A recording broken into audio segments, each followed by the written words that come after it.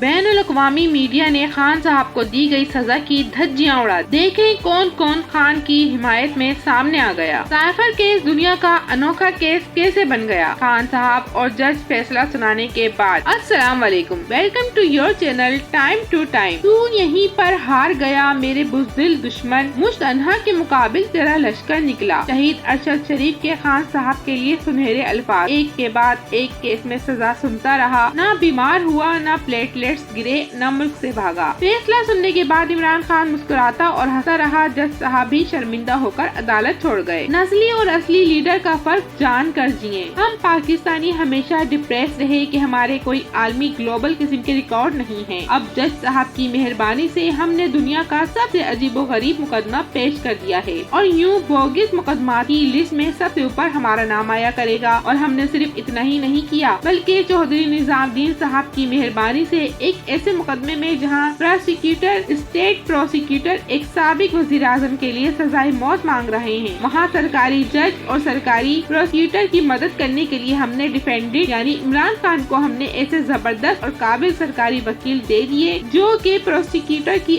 اپنی لو چیمبرز میں کام کرتے ہیں، یعنی کہ پروسیکیوٹر صاحب کے ہی ملازم ہیں۔ اگر اس کے بعد بھی یہ case grains book of world record میں نہ جا سکا تو پھر یہ سراسر صہیونی سازش ہوگی۔ نواز شریف آزاد گھوم رہا ہے، جبکہ پاکستان کے سب سے مقبول لیڈر کو 10 سال جیل کی سزا سنا دی گئی ہے۔ یہ صرف عمران خان کو الیکشن سے دور رکھنے کے لیے کیا گیا ہے۔ بین الاقوامی ادارے CNBC کی سائفر کیس کے فیصلے پر شاندار رپورٹنگ۔ کوئی اس قاضی سے پوچھے اب پاکستانی عدلیہ کا انٹرنیشنل رینکنگ میں کتنے مائنس پر نمبر جائے گا؟ پھر جسٹس مسرت حلالی صاحبہ کہتی ہیں کہ دنیا میں پاکستان کی عزت ختم ہو گئی۔ حضور والا، آپ کی عدلیہ ہی پاکستان کا نام بین الاقوامی سطح پر سب سے زیادہ ڈبو رہی ہے۔ انٹرنیشنل میڈیا CNN نیوز 18 پر خان صاحب کو سنائی گئی بھونڈی سزا پر بہترین ڈاکومنٹری دیکھیے۔ عوام کی بھرپور طاقت عمران خان کے ساتھ ہے۔ سائفر فیصلے کے بعد دا اکنامک ٹائمز کا تجزیہ۔ لیکن ٹھہریں ذرا، سوچ کر دیکھیں، اگر یہ فیصلہ نہ آتا تو کیسے ثابت ہوتا ہم امریکی غلام ہیں؟ کیسے ثابت ہوتا کہ جو پریس کانفرنسز کی گئی تھی سب جھوٹی تھی؟ کیسے ثابت ہوتا ہم امریکہ کے کہنے پر کچھ بھی کر سکتے ہیں؟ کیسے ثابت ہوتا خان صاحب کا کہا ایک ایک لفظ سچا تھا؟ اگرچہ فیصلہ غلط ہے اور اس کی کوئی قانونی حیثیت نہیں ہے، لیکن اللہ نے حقیقت کو سب پر سامنے لانا تھا اور خان صاحب کو سچا ثابت کرنا تھا۔ بین الاقوامی سطح پر مزید عزت افزائی سنیے۔ الجزیرہ بھی نہ صرف مزاحیہ خفیہ ٹرائل کی دھجیاں اڑا رہا ہے، بلکہ عدلیہ کے انتہائی ناقص معیار پر بھی سوالات اٹھائے ہیں۔ اب کیا یہ بھی سوشل میڈیا پر ڈالنا ہے؟ اس بات سے بھی پردہ اٹھایا کہ خان کے مقابل تمام سیاسی جماعتوں کی ریلیاں ناکام ہو چکی ہیں، لہٰذا PTI کا الیکشن سمبل بھی چھین لیا گیا تاکہ چوروں کی حکومت واپس آئے اور تمام بڑے چھوٹے چور مل بیٹھ کر کھائیں۔ مسئلہ یہ ہے کہ غیر ملکی صحافی اپنے شعبے کے ساتھ مخلص ہیں، ہماری طرح فور سیل میٹیریل کچھ زیادہ ہے۔ بس اب کچھ پروفیشن ایسے ہو گئے ہیں ہمارے ملک میں کہ بندہ کہے اولاد کو زہر کھلا دوں، لیکن صحافت اور دوسرا تو آپ سمجھ ہی گئے ہوں گے نہ بننے دوں۔ ویسے عجیب بات ہے کہ سب کے باوجود عوام کا کہنا ہے، یقین مانے آپ ہمیں غصہ دلانے میں پوری طرح ناکام ہیں۔ ٹھپا تو چائے میں روٹی ڈبو ڈبو کے کھانے والے کو ہی پڑے گا۔